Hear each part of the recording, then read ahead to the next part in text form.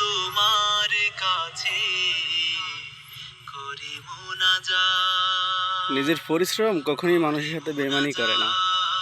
পরিশ্রম একদিন না একদিন সফলতা ঠিক এনে দিবে ইনশাআল্লাহ।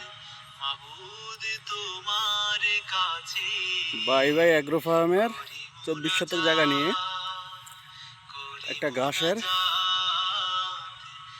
ফার্ম, সাথে একটা ভ্যান গাড়ি।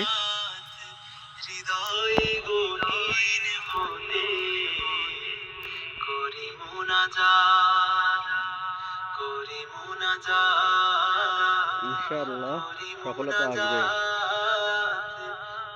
আর শেষ জামানায় তারাই মুক্তি পাবে বেশিরভাগ, যারা কৃষি এগুলোর সাথে জড়িত থাকে, নিজেদের উপরে নির্ভরশীল থাকে, টাকার উপরে না। শেষ জামানায় টাকা দিয়ে কিছুই হবে না। টাকা থাকবে, এমন এক সময় দেখা যাবে যে সম্পদ, যেটা দৈনিক খাদ্য হিসাবে যেমন ধান, চাউল ইত্যাদি, টাকা দিয়েও কিনতে পাওয়া যাবে না।